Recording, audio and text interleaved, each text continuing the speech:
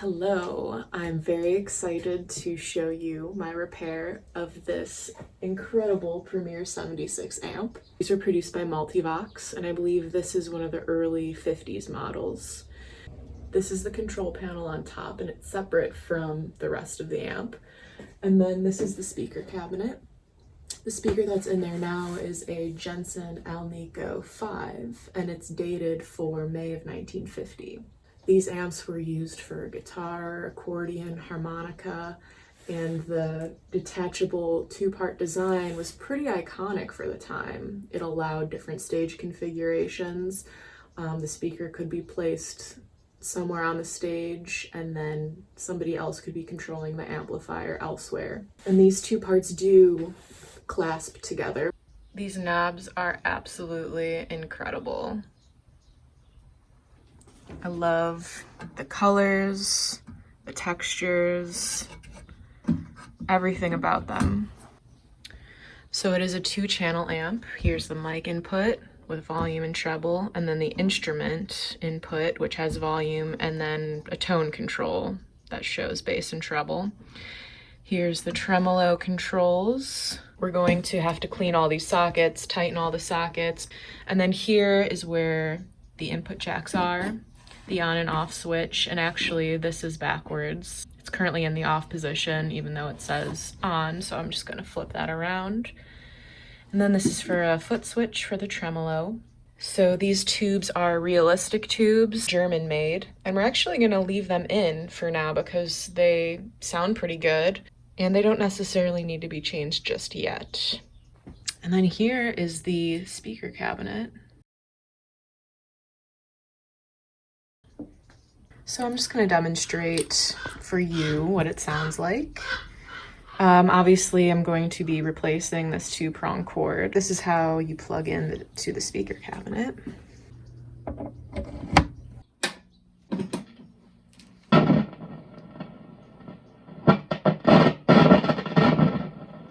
can hear how sensitive the controls are. We'll definitely need a deep service.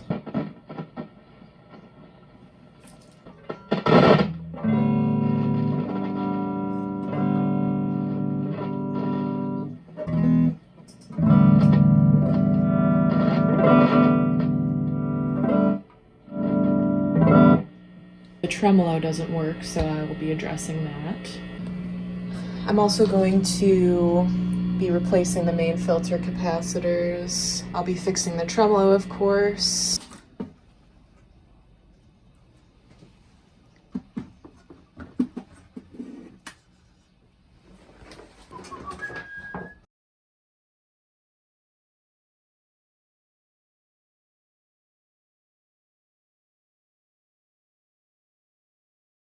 It looks like, yeah, some of the plate resistors have been changed. So just a quick rundown. The first thing I'm going to do is remove the 2-prong power cord and the death cap, and I'm going to install a 3-prong cord. This is where the filter can comes out. I'm going to leave the can in, disconnect everything, and install individual caps. And this is for 2 reasons. One, to just maintain the original look of the can, but the more important reason is because I couldn't find a can that has all 4 values. It's a 40, 10, 10 at 450 and a 250 at 25. I could have done a single 40, 10, 10 can or something similar and then wire up the 250 at 25 separately, but I figured there's enough room in here. I'm just going to install the individual caps, and I'll also change the dropping resistors as well, as they are over half a century old. Cutting out the death cap because we do not need it.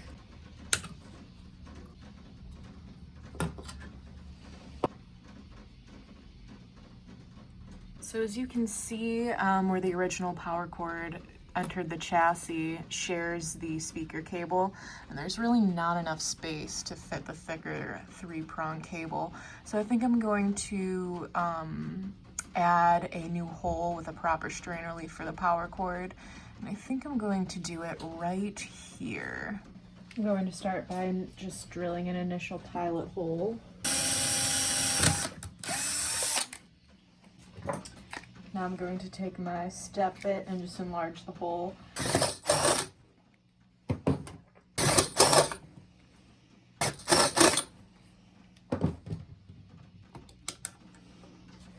Alright, so that is the perfect size hole for the new power cord entrance into the chassis.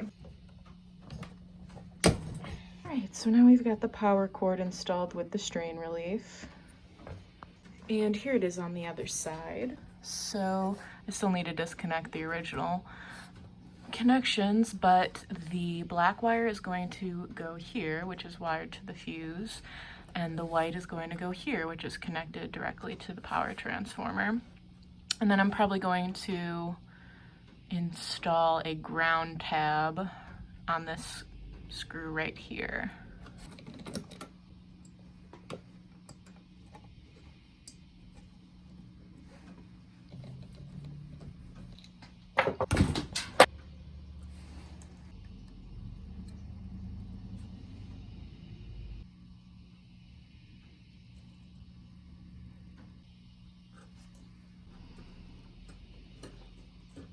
Now that I have the 3-prong power cord installed, I'm going to move on to the filter caps. And I'm going to start by disconnecting all of the wires on the filter cap, and I'll mark which ones go to which cap value, of course.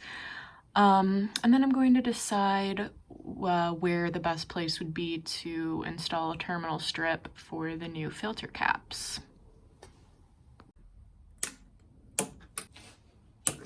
I have removed all of the wiring from the filter cap, and I've also removed the terminals. And this will allow more space, you know, if I want to drape the filter caps over around this way and the terminals won't be sticking up. I have just installed this terminal strip here, and I believe what I'm going to do is lay the filter caps across this way and ground them to this terminal on the original cap. So I've soldered in all the negative terminals, and I'm going to apply a little bit of heat shrink to each positive lead, just for safe measure. And then I'm also going to apply a little silicone just to secure them down. This is clear heat shrink. I'm out of black.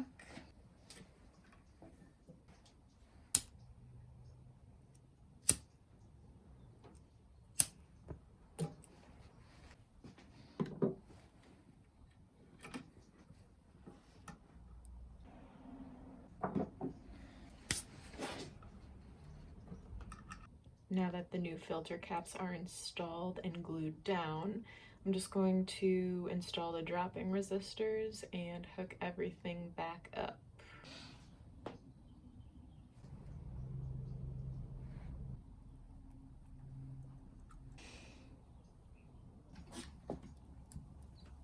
So I've got the 3 main filters hooked up,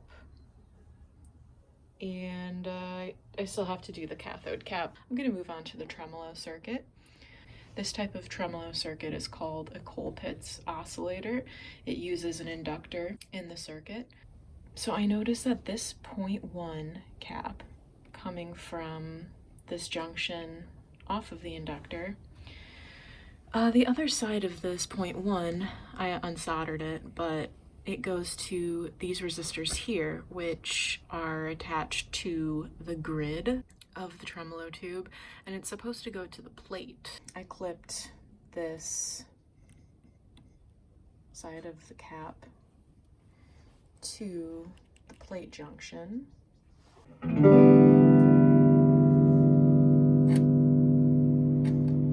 There's still no tremolo. My next guess is that one of these caps in the tremolo circuit are leaky. This one seems like it's been replaced. I'm gonna test it anyways, but a lot of the caps are underneath the board, so they are kind of difficult to get to. I'm just going to try and test them with the ESR just to see if there's anything that's like obviously leaky. I've removed 2. Both of these caps connected to the plate of the tremolo tube. I'm referring to it as V4B. even though the schematic is V4A. The two sides of the tubes are just swapped. So anyways, this 0.2 cap went from the plate of that tube to the junction where this resistor and this 0.1 cap had met. So my guess is somebody had tried to replace this cap with this one and they had just wired it incorrectly, so that is one of the problems. I am going to replace both of these. There's like 1 or 2 more original caps in here that I'm going to remove and test and most likely ultimately change.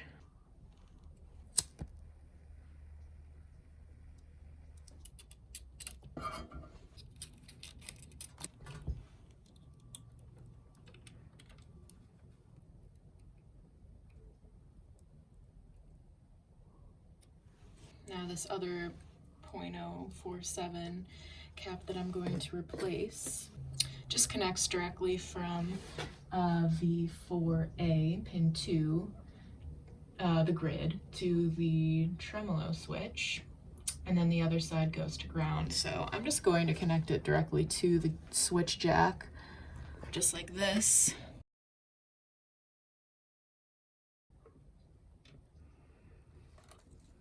I figured I might as well change the cathode cap and resistor now.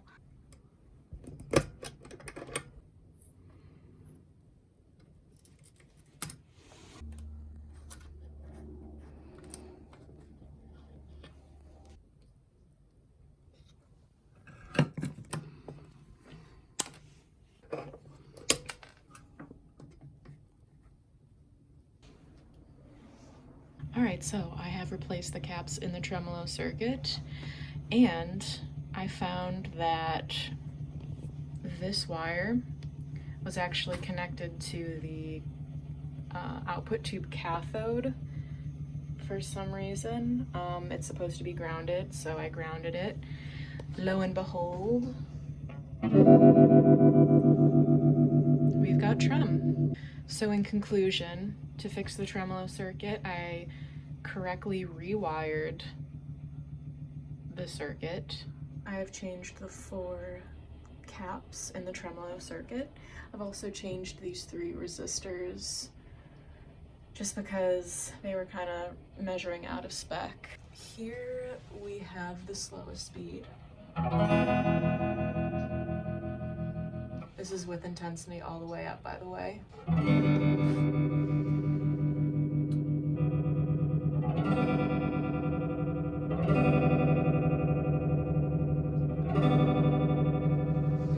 Alright, so now everything is pretty much finished. So I have serviced the amp, which includes, as you know, cleaning the pots, jacks, switches, and cleaning and tightening the tube sockets. I also got some new hardware for the wood panels because the old hardware was stripped and was causing some rattling. I also got new hardware for the hinges as well because those were rattling pretty badly. I also ended up having to mellow out the tremolo a bit just because it was thumping when the intensity was all the way up, so I just had to dial it back a tiny bit to reduce that thump. I just wanted to quickly hop on and say, I know I had previously mentioned creating a Patreon for you, and while that is still in the works, I'm working on making more content and structuring that out. With that said, if you'd like to make a donation to my channel, you can Venmo at Fazio Electric, and I will include that information in the description. The contributions would go towards upgrading some of my equipment in my shop. It would also allow me to take the time to create more videos, as it takes double, triple the time to repair an amp when I'm shooting a video for it. So I'm looking forward to creating more videos for you and getting the Patreon launched here in the very near future. I've got some cool repairs coming in, so I'll be sure to document them. I appreciate your support. I should also mention I did flip the power switch into the correct position. So I will start by demoing the mic channel. I left this channel stock and you'll see what I mean shortly. I brightened up the instrument channel per the customer's request. First I'll just show you the tonal range of the mic channel.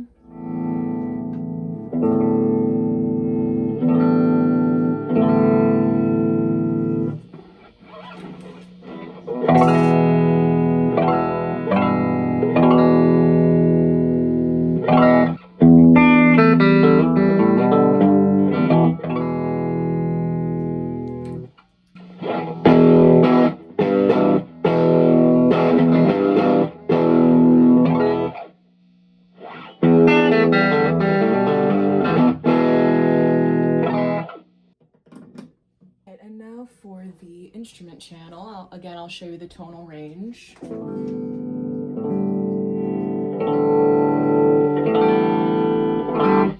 So it does get real nice and bright.